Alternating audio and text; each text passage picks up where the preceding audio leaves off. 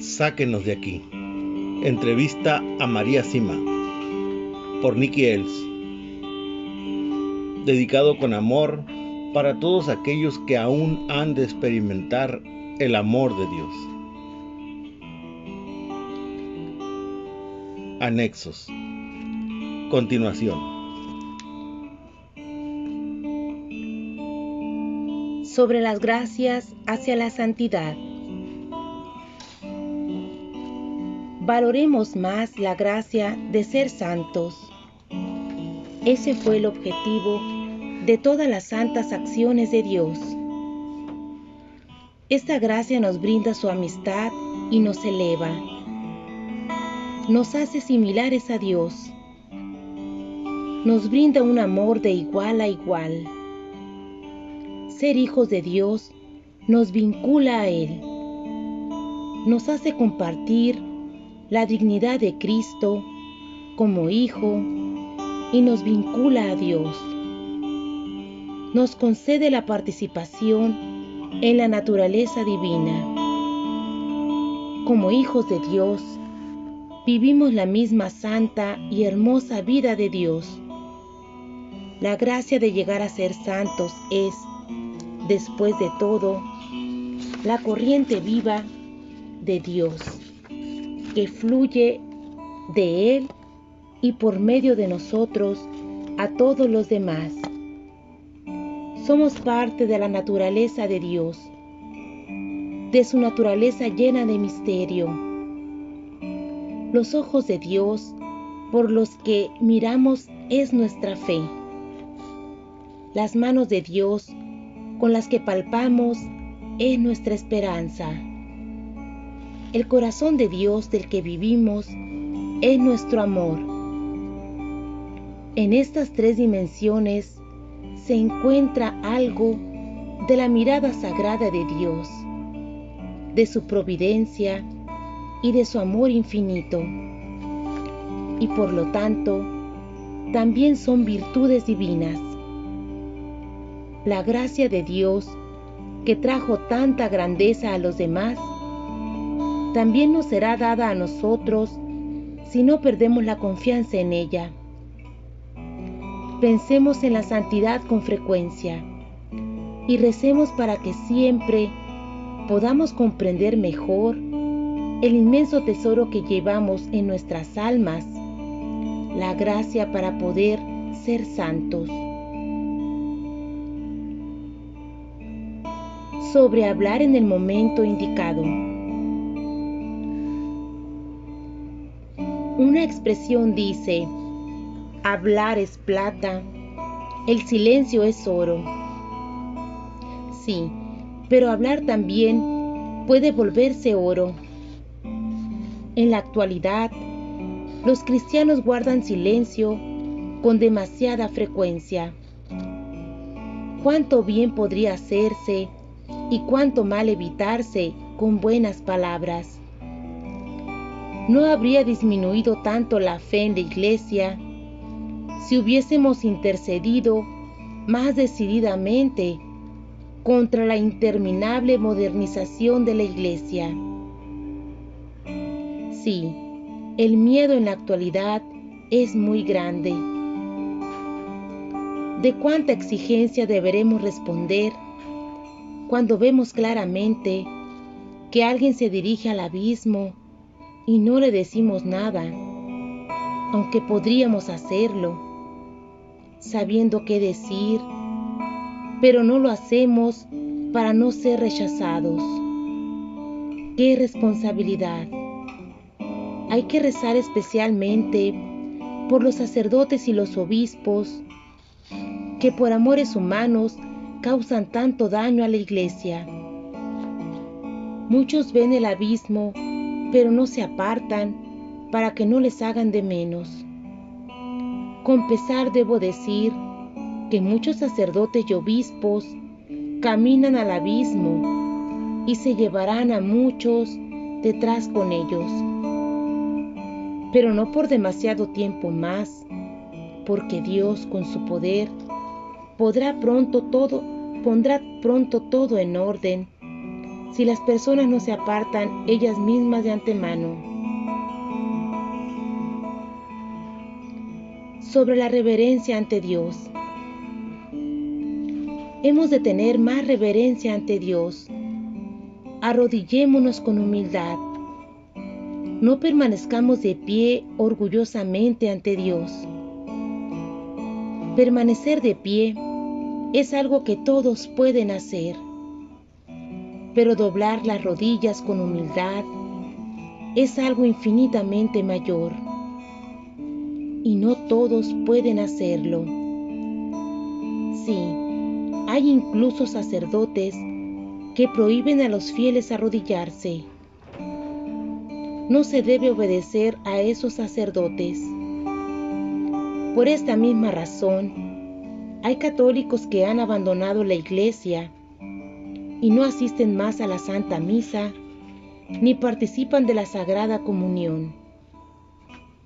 ¡Qué responsabilidad! Sí, debe volver a revivir el espíritu de sacrificio e ir por la calle con ropas sacerdotales es también parte de la reverencia que se debe a Dios. Muchos sacerdotes podrían prestar su servicio donde se les necesitaba, pero como no vestían como tales, no se les pudo encontrar.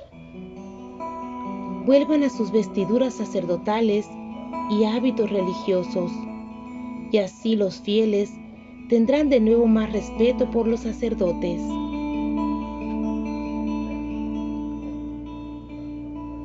Sobre el valor infinito de una sola misa. ¿Por qué no se usa más la expresión sacrificio de la misa en vez de celebración eucarística o simplemente la fiesta de la misa? Cristo se ofreció él mismo en la cruz hasta el extremo. Se ofreció a sí mismo en carne y hueso, y el sacrificio de la misa es, después de todo, la renovación de la entrega de Cristo en la cruz. Es el mayor sacrificio. Se valora muy poco el sacrificio de la Santa Misa, porque ha perdido su carácter de tal. Ofreciendo a Dios la misa, entregamos a Dios el sacrificio más valioso que podemos ofrecerle, de manera que podemos darle nuestras propias necesidades y trabajos. Nada nos hace más felices que darnos por entero unidos al sacrificio de Cristo en la cruz. Cristo ha convertido la cruz en un símbolo de fuerza, de amor y de fidelidad hasta la muerte. La cruz es el símbolo de fuerza interior, y cargar con la cruz es el camino para esa fuerza interior. Hay sacerdotes que rara vez ofrecen una misa los días entre semana, y hay tantas personas realmente sedientas de la misa diaria. ¿Es este comportamiento digno de un sacerdote? Con frecuencia se oye la queja de los creyentes: ya no sé si esta misa es válida por la forma en que este o aquel sacerdote la celebra. Es una duda legítima, pero por favor, continúen asistiendo a misa y pidan a nuestro Señor amadísimo, con toda confianza, que Él corrija todo lo que no es válido en ella. Él lo hará. Solo en los casos en que estemos seguros de que los sacerdotes no completan la consagración, debemos dejar de participar. Si no podemos acudir a una misa bien celebrada, entonces participemos espiritualmente de la misa, de una que se ofrece en forma legítima. con un buen misal. Participemos de la misa allá donde estemos con todos los sacerdotes que en ese momento están celebrándola. Siempre que no podamos asistir a una misa, deberíamos participar espiritualmente de este modo. Pero no está bien decir que la forma actual de la Santa Misa no es válida. Si supiéramos lo valiosa que es una sola misa, entonces incluso en los días laborales, las iglesias estarían al menos la mitad de llenas. Ya no están disponibles los libros que explican el sacrificio de la misa del padre Martín von Kochen. Han sido censurados. Esta es una persecución de la Santa Misa desde el interior de la iglesia. Pero igualmente en la actualidad hay un buen libro que sí se encuentra disponible. Celebremos la misa con el corazón, del sacerdote franciscano Padre Slavko Barbarik, OFM. ¿Y por qué tan pocos asisten a misa entre semana? Porque ya no son conscientes de su infinito valor. Tanto en las escuelas como durante las homilías se explica muy poco al respecto. Hay muchos que hacen grandes sacrificios por cosas terrenas que pronto desaparecerán. Pero los valores eternos se aprecian poco porque se sabe poco de ellos. Sí, hasta algunas órdenes religiosas han suprimido las misas los días de diario. Muchos religiosos se van de vacaciones y no asisten a misa los días de diario a pesar de poder hacerlo. Cristo se ofrece por nosotros en cada misa, pero muy pocos están presentes para que Él les dé estas gracias. Se les ofrece un gran tesoro en la Santa Misa: las heridas de Jesús, su vida y su muerte, su preciosísima sangre. Los tesoros no deben permanecer ocultos. Hay que intentar alcanzarlos y hacerlos fructificar. Debemos tomar el tesoro de la preciosísima sangre y llevarla continuamente al Padre por medio de la Santa Misa como reparación de los propios pecados, como precio de la conversión y salvación de las almas, y como petición de grandes gracias para las necesidades de la Iglesia y de todos los hombres.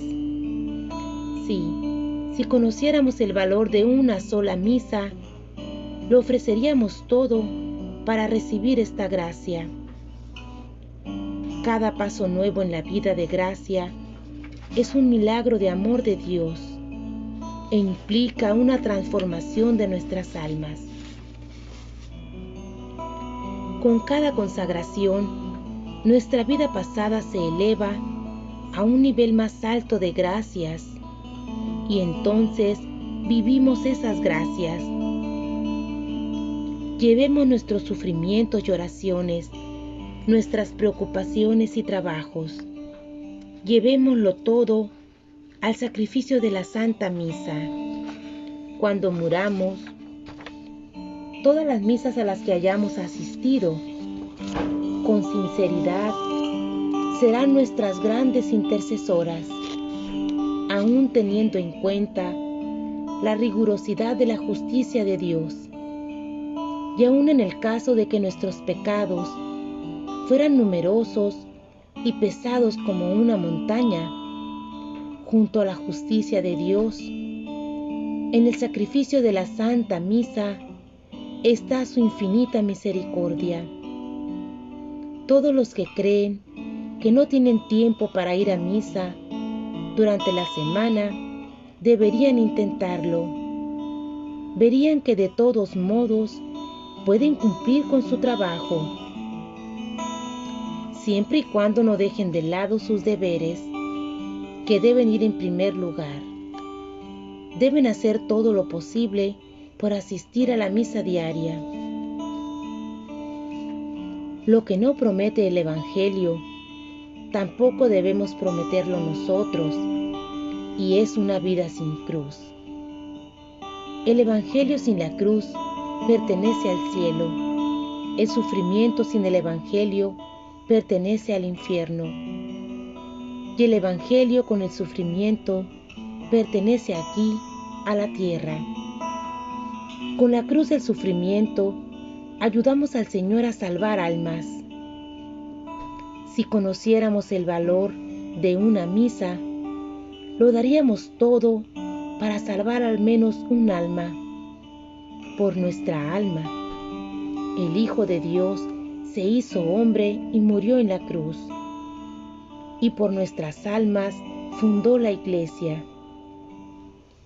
Si pudiéramos ver la belleza de un alma llena de gracias, también nosotros desearíamos morir por una sola alma.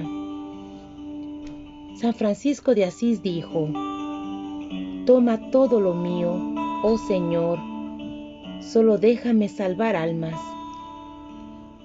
Santa Gema Galgani dijo: «Le pedí a Jesús que me diera cruces para que pudiera por medio de mi sufrimiento salvar almas para Él». Escuchemos las vidas de los santos. De sus enseñanzas obtendremos sabiduría para comprender el valor de una sola alma. Sí, los santos forman parte de la vida de todas las personas, de los hogares de todas las personas de Dios. Han desaparecido de tantas parroquias. Los santos son grandes modelos. Ellos eran personas como nosotros. Eran nuestros guías en el camino y por eso pertenecen a todos los hogares de Dios, no fuera de ellos. Si seguimos sus pasos, también podemos lograr lo mismo que ellos. Pero ante todo, hemos de honrar a la Santísima Madre durante nuestras vidas. En la actualidad, muchos sacerdotes apartan a la Santísima Madre y hasta cuestionan su virginidad. Un sacerdote que aparta a la Virgen María ya no es católico, y por esta razón muchos han dejado el sacerdocio. Nosotros saludamos a María en la letanía: tú, la madre más digna de amor. Sí, madre y no hermana. Aquí tienes a tu madre. Es lo que Jesús dijo. Por medio de María hacia Jesús. Este es el camino más seguro a Dios. Es un gran legado que nos ha dado Jesús. Esto se aplica a cada uno. Debería traer alegría y consuelo a todos en todas las situaciones de la vida. La palabra madre renueva cada esfuerzo venido a medio. Es una palabra de seguridad. Sí, ella es la madre más digna de amor. Pensemos ahora en el cariño que demostró en su relación con Dios y con todos los hombres. También era amable y digna de amor en sus tareas diarias. Siempre amable. La amabilidad es una virtud que manifiesta el amor al prójimo de la forma más bella. Por ellos, también fue la servidora más humilde de Dios.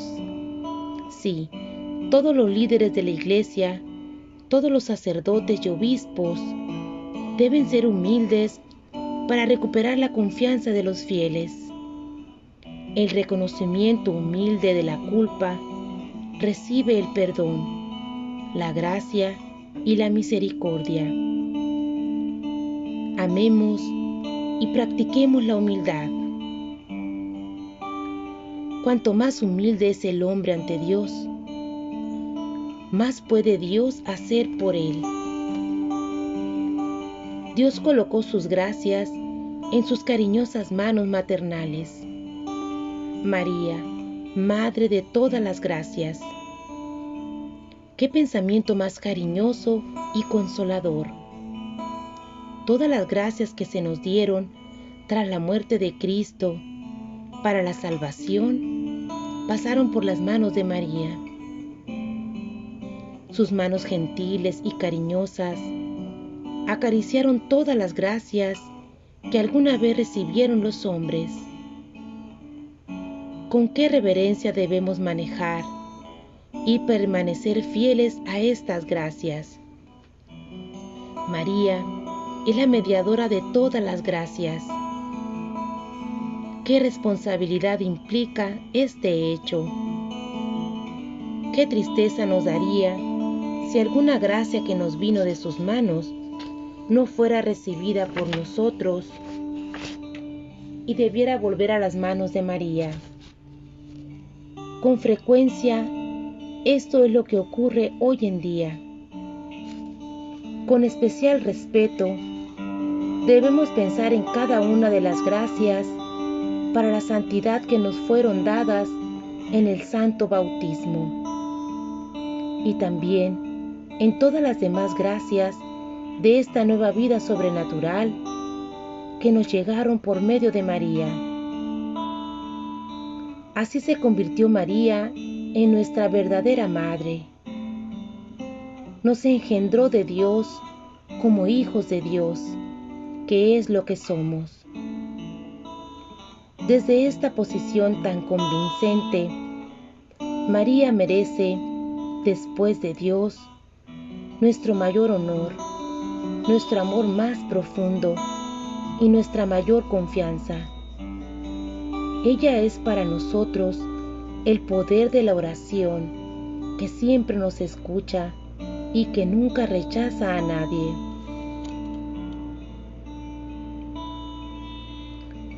Sobre la adoración al Sagrado Corazón de Jesús. Jesús dice: aprended de mí, que soy manso y humilde de corazón.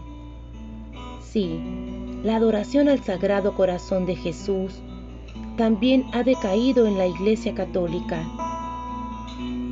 En la actualidad, los viernes del Sagrado Corazón de Jesús, fuente de innumerables gracias, son ignorados en muchas partes. El corazón de Jesús, despreciado por sus criaturas. El corazón de la salvación, olvidado por quienes salvó. El Sagrado Corazón de Jesús debe estar en el centro de la vida de la Iglesia. Es la fuente de vida de la que brotan verdades y gracias inagotables. Da vida y fortalece para que alcancemos la vida eterna. Por medio de este corazón, nuestra Iglesia es todo lo que es. Nosotros estamos aquí, como hijos de la Iglesia, en la proximidad del corazón sagrado. Vivimos de él y a duras penas nos ganamos la vida por medio de sus buenas obras. Abandonémonos en el Sagrado Corazón de Jesús. Dejémonos renovar por él y vivamos por el Sagrado Corazón de Jesús. El Divino Corazón es el cáliz del sacrificio, es el don del sacrificio. En él se encuentra su sangre preciosísima. El corazón y la sangre revelan y clarifican al mismo tiempo el sacrificio de amor y la forma de ser de Cristo sacrificado. Y esto Él lo ofrece una y otra vez en la Santa Misa. Honramos mejor al corazón de Jesús cuando adquirimos su ser. amar al Padre sobre todas las cosas, estar completamente abiertos a su voluntad, amar al hombre hasta el extremo y ser buenos con el prójimo. Que el corazón de Jesús viva de nuevo en las personas. Esto es lo que deberíamos pedir siempre. Es una llamada al amor más profundo, una oración de contenido poco común. En el corazón de Jesús vive la Santa Trinidad, el Padre Todopoderoso, la belleza y la sabiduría del Hijo Eterno, el amor entregado y el reino del Espíritu Santo. En Él vive el amor total del Salvador. En Él late la plenitud total de la sangre preciosísima derramada. En Él se encuentran escondidos los secretos más profundos y toda la eficacia de la Sagrada Eucaristía y de todos los demás sacramentos. De Él fluyen todas las gracias, pequeñas y grandes, otorgadas a las criaturas. Sí, este corazón, con todas sus riquezas infinitas, maravillosas, debería vivir y reinar en el corazón de todos los hombres, en el suyo y en el corazón de los demás. Un verdadero devoto de la Santísima Madre y del Sagrado Corazón de Jesús vence todas las dificultades. Hay que practicar el permanecer callados cuando algo no deseado nos viene, no para quejarse, sino para estar contentos con eso, porque estamos sufriendo con el corazón de Jesús. Esta sería una verdadera devoción al corazón de Jesús.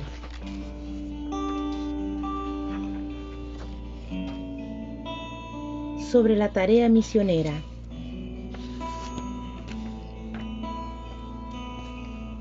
Una persona que no está dispuesta a ayudar a sanar el alma de su prójimo no es digna de la vida. En cierta forma, todos los católicos estamos llamados a esto. Es el deber de nuestra fe. La fe nos lleva por medio de su fuerza interior y su destino final a difundir la glorificación de Dios por todo el mundo. Y es un deber de fidelidad y honor ocuparse de esta difusión. Es un deber del amor a Dios y a nuestros hermanos. Tantas almas podrían salvarse si los católicos participaran en tareas misioneras con el corazón y con las obras. Es un deber de obediencia. Vayamos y prediquemos a todas las razas. Un deber de gratitud por tener la gran fortuna de creer en la verdadera fe. El afortunado siente con ansias la fuerza de ayudar a los demás a tener la misma suerte. Qué agradecidas estarían las almas en el cielo por haber ayudado a brindarles esta gracia, por nuestras palabras, nuestros escritos, oraciones y sacrificios, y especialmente por nuestro ejemplo, por el amor y la bondad en nuestras palabras y obras. Y todo esto por pura gratitud a Dios. El sufrimiento paciente por Dios salva muchas almas.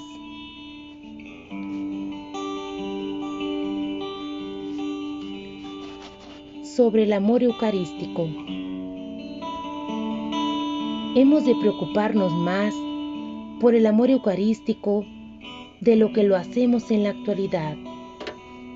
Correspondamos al amor eucarístico del Señor con un mayor amor por la Eucaristía. Por esto rezamos.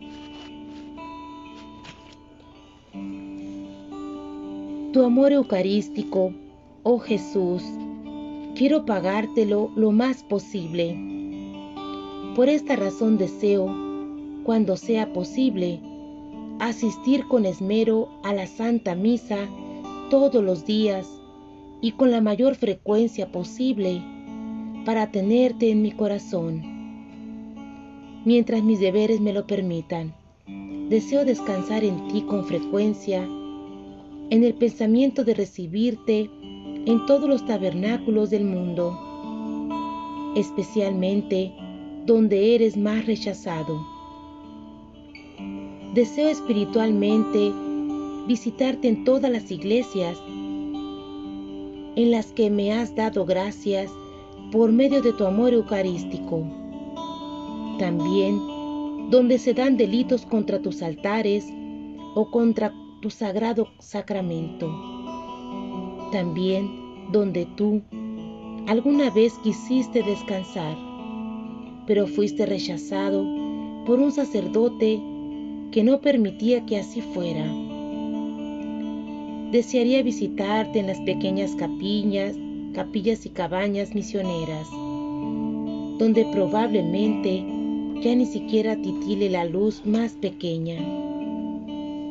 También deseo pedirles siempre a los santos ángeles que incluyan en su devoción todas las migas, hasta las más pequeñas, que caen de tu mesa eucarística y las que se encuentran en el corporal o en el tabernáculo. Amén.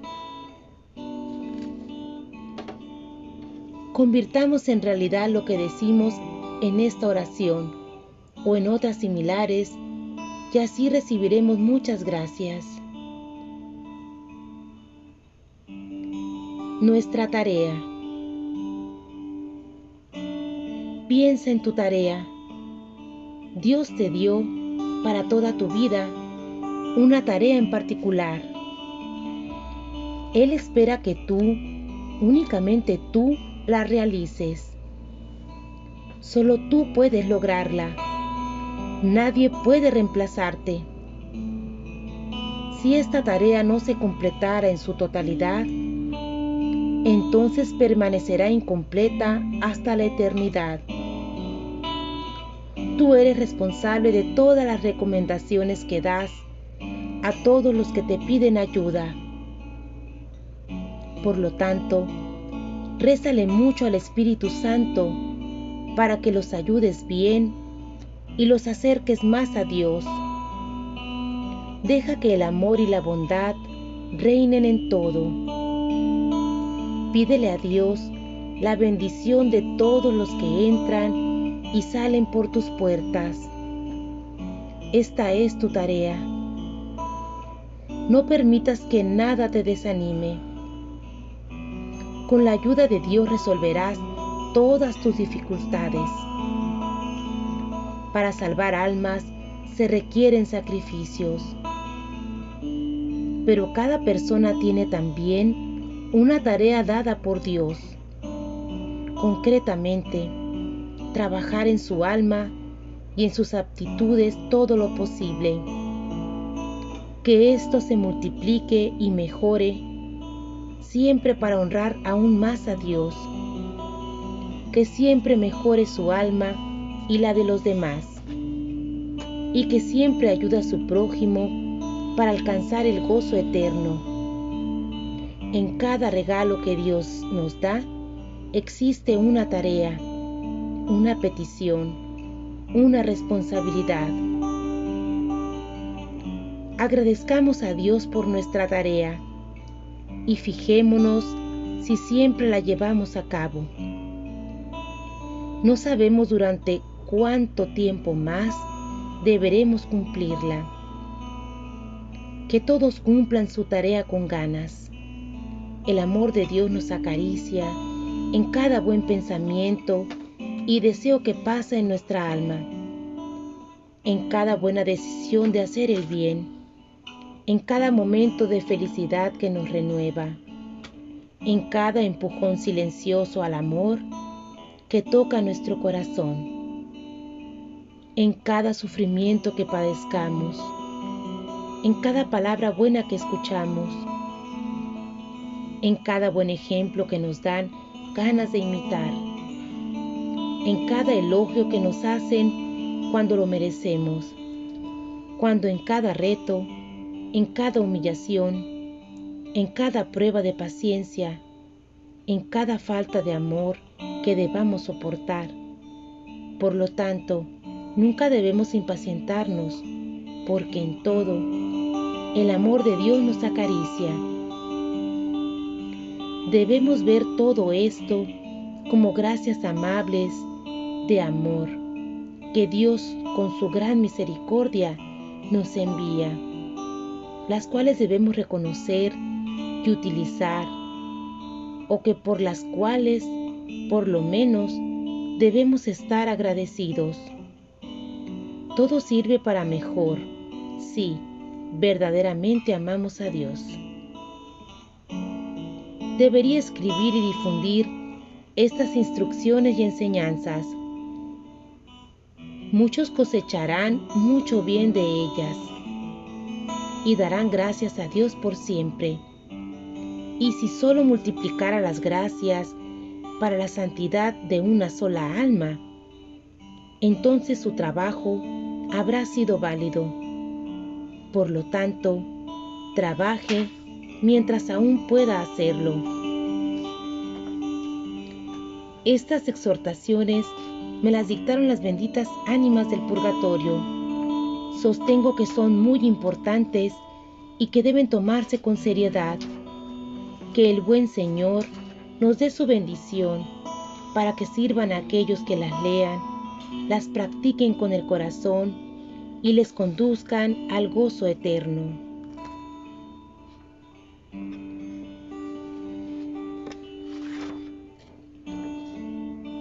Testimonio del Padre Bischoff.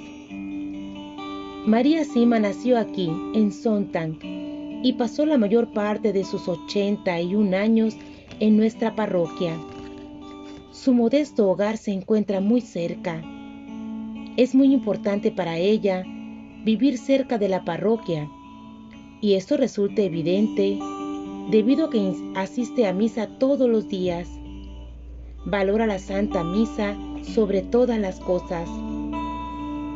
Su vida religiosa se define por la oración, el sacrificio, la reparación y su valiente testimonio para mantener y difundir la verdadera fe católica en unidad con el Papa.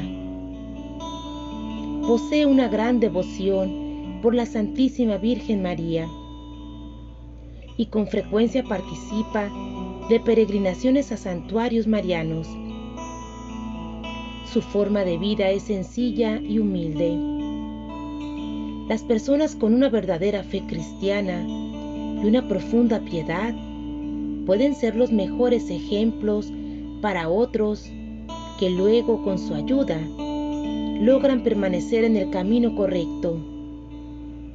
De este modo, muchos buscaron a María, y aún hoy día, con su avanzada edad, la siguen buscando para pedirle consejo, orientación en su vida religiosa y ayuda en todo tipo de situaciones.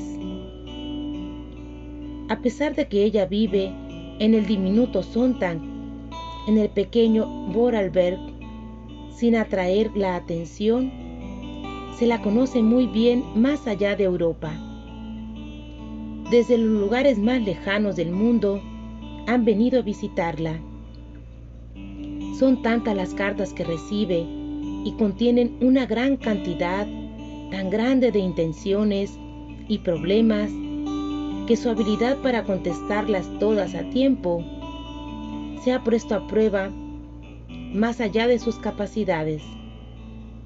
En el verdadero sentido de la palabra, María Sima también ejerce un apostolado telefónico de oración, de orientación espiritual. Allí pasa mucho tiempo atendiendo a quienes buscan su consejo a todas horas. Ella les habla y les guía con los fundamentos de Dios y de la oración. De este modo, ayuda y consuela a aquellos que llaman. La gracia funciona como y donde Dios desea que funcione. Padre Fridolin Bischoff, párroco de Sonntag, Vorarlberg, Austria, desde 1976.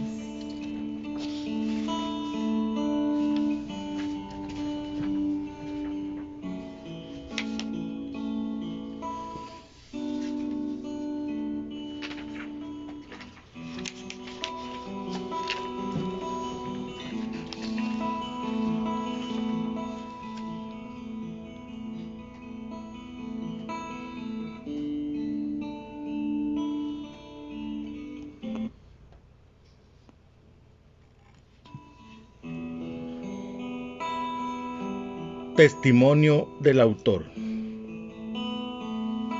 Durante el año de 1990, el autor rezó la oración de Santa Brígida, que ha de rezarse a lo largo de un año. En el mes de septiembre de ese año, oyó hablar por primera vez de María Sima y de su sorprendente apostolado. El 30 de diciembre de 1990, el operador de información telefónica de Viena, Austria, le dio el teléfono de María. El 31 de diciembre llamó a María por primera vez y en 2 extenuantes minutos le contó su historia reciente, a lo que ella respondió: Comen sie sofort. Venga inmediatamente. El 1 de enero de 1991 llegó ante la puerta de la iglesia cercana a la casa de María, precisamente a las 3 de la tarde, después de uno de los viajes más frustrantes y agotadores de toda su vida. Aunque la distancia no superaba los 300 kilómetros y la mitad por autopistas alemanas y austriacas, necesitó la ayuda de 4 vehículos de asistencia en carretera. Tuvo que enfrentarse a 2 tormentas terribles y se le desintegró la cadena de una de las ruedas del coche. Al otro lado del mundo, justo en esos mismos momentos, su mujer, mientras conducía por una carretera que conocía bien, pasó por un trozo de hielo oscuro, perdió el control y se precipitó a una zanja a la vez que se destrozaba su Volvo. Salió del accidente sin ni siquiera una simple cicatriz. En Sonntag, el autor entró en la iglesia justo cuando comenzaba la adoración al Santísimo Sacramento. Tenía una buena idea de cómo sería María por las fotografías que había visto en un viejo libro que hablaba de ella, y esperaba que estuviera allí. Así que pasó dentro y observó a cada una de las 15 mujeres, y así que se encontraban presentes. No era una de ellas. Las mujeres rezaron el rosario, dirigidas por el sacerdote, y cantaban con entusiasmo en los intermedios. El sacerdote se arrodilló y mostró la custodia a los fieles. Después de la primera decena dijo unas palabras, y lo primero que dijo fue: llamad y se os abrirá. El autor sonrió, dejó la iglesia y subió andando por la empinada calle hacia la casa de María, luchando contra la segunda terrible tormenta de ese día memorable. Era un poco más de las 3 de la tarde cuando llamó al timbre de María y ella le dijo que pasara. En la primera de las que serían muchas visitas. Después de que María escuchara su historia explicada con más profundidad, llevó al autor hasta la puerta de la entrada y le señaló otro pueblo que se encontraba a unos 5 kilómetros al sur y al otro lado del valle de Sontán. Allí, al lado de la iglesia, le explicó María, podría encontrar al único hombre que ella pensaba que podría ayudarle. Condujo hasta allí con la esperanza renovada en el corazón y rápidamente encontró el camino hasta él.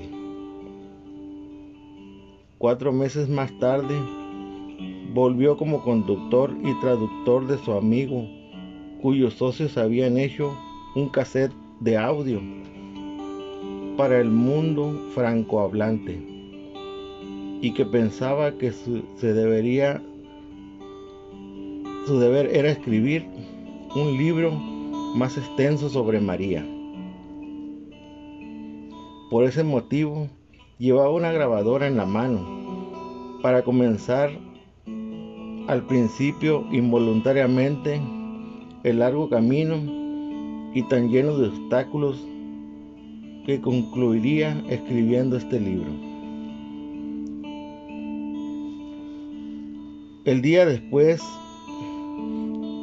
de esta primera entrevista y justo después de abandonar el valle de Grossenwalser, el amigo de María al otro lado del valle le dio al autor y a su compañera una estatua de unos 30 centímetros de la Virgen de Fátima. Fue algo sorprendente, porque ni ellos ni nadie de los que los conocían necesitaba más imágenes de la Virgen.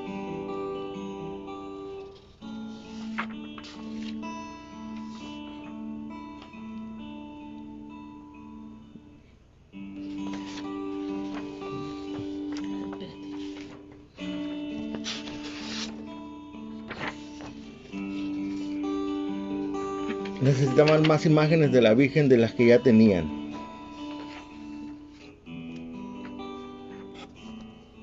Durante el largo viaje que comenzaron a continuación, el autor y su amiga, quienes por supuesto eran muy activos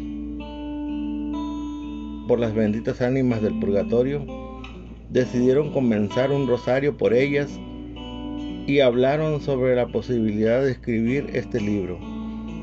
Durante este rosario ocurrieron 2 cosas interesantes. Mientras conducía, dijo en voz alta: ¿qué vamos a hacer con la imagen de la Virgen que tenemos en el asiento trasero? A los pocos segundos oyó: dásela a la primera mujer que encuentres en el borde de la carretera. No había sido el otro pasajero quien había hablado, pues con un encogimiento de hombros había expresado su ignorancia sobre lo que hacer con la estatua. Había sido una voz suave y clara que había sonado a la derecha del conductor. No había sido su imaginación y no había sido producto de un proceso normal de su pensamiento. Había sido una respuesta clara y rápida.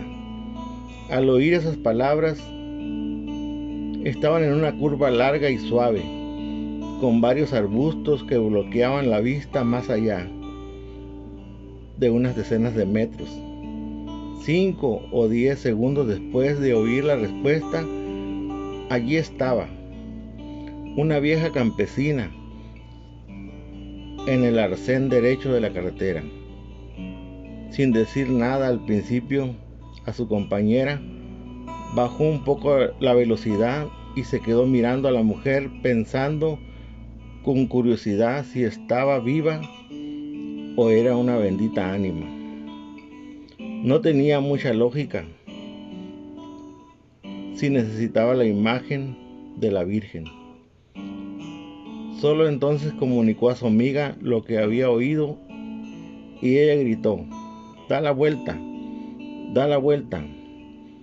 Lo hicieron con rapidez y condujo hasta la anciana y bajó la ventanilla. Tendría 80 años o más y solo 2 dientes. Hablaba un dialecto demasiado fuerte para poder entender, pero tomó y abrazó a la Virgen mientras comenzaba a llorar y a reír simultáneamente.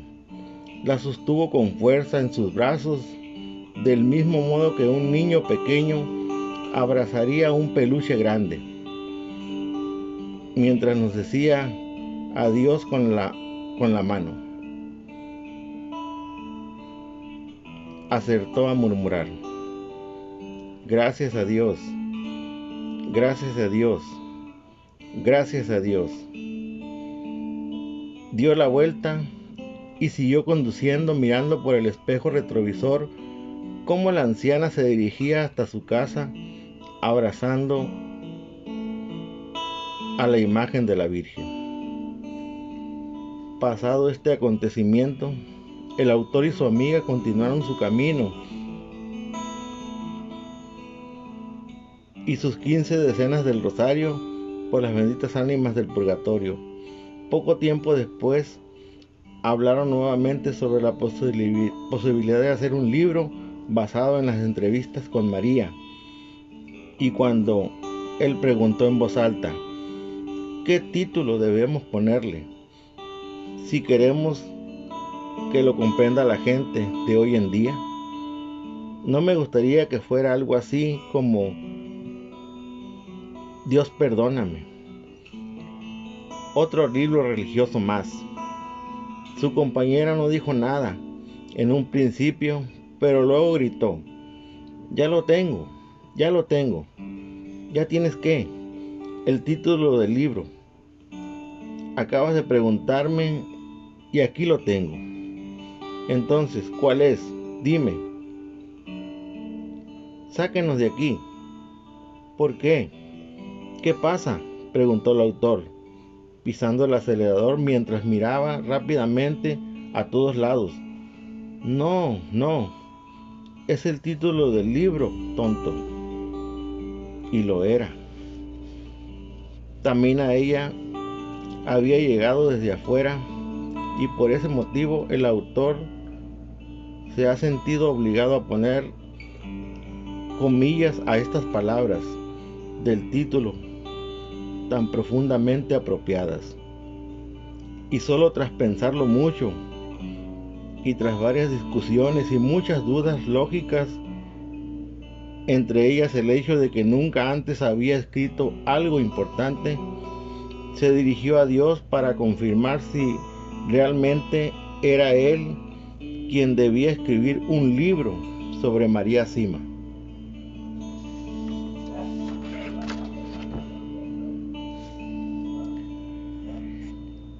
¿Y cómo podría preguntarle el lector? ¿Ha podido el autor hacer esto? Lo hizo de 3 maneras y tan cuidadosamente y detalladamente como le fue posible. Para ese entonces, como ya debía ser evidente a estas alturas, el autor se relacionaba siempre con personas piadosas. Así, en primer lugar, rezó mucho. Además, buscó entre aquellos que lo rodeaban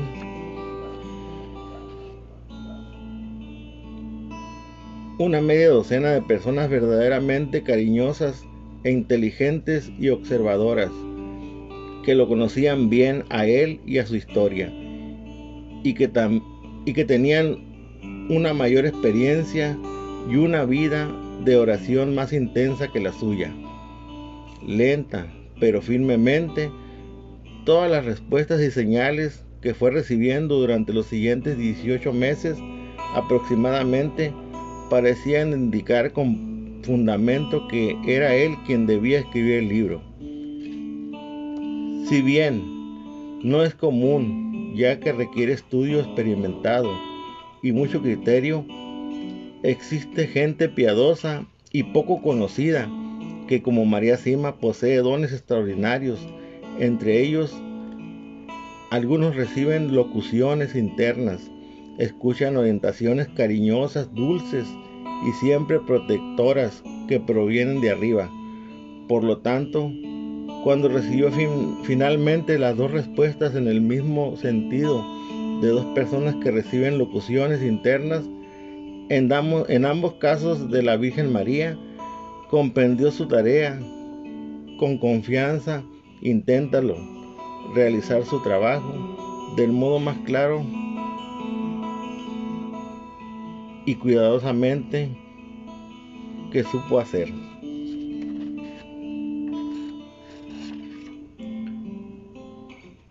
María le dio el libro que el padre Alfons Matt había escrito sobre ella en 1968, 3 casetes en alemán de algunas de sus charlas y sus exhortaciones de las almas del purgatorio. Más tarde, en el verano de 1991 y la primavera de 1996, el autor volvió a visitar a María unas 30 veces o más. En casi todas sus visitas realizaba más preguntas y buscaba aclaraciones sobre temas que ya había discutido.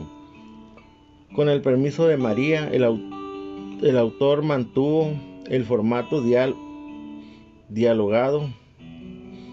Por lo tanto, lo que usted acaba de leer es una recopilación no solo de la extensa entrevista inicial llevada a cabo en la primavera de 1991, sino también de las distintas reuniones y de las demás fuentes. Confíe y sepa entender la decisión de ambos, tanto de María como del autor, de publicar el libro en este formato. Aparentemente ningún otro parecía encajar tan bien, ambos que lo agradecen de corazón.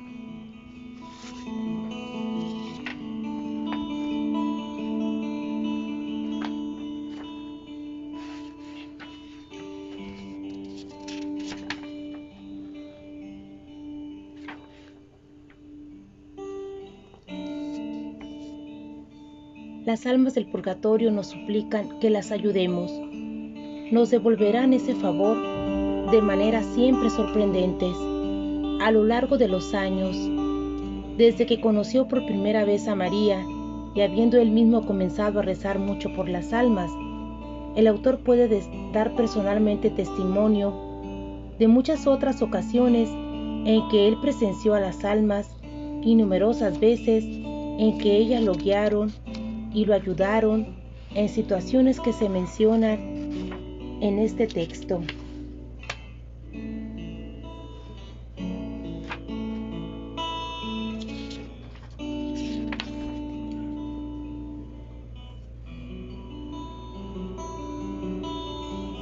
Fin de este libro. Todo para mayor gloria de Dios y alivio de las benditas ánimas del purgatorio. Así sea.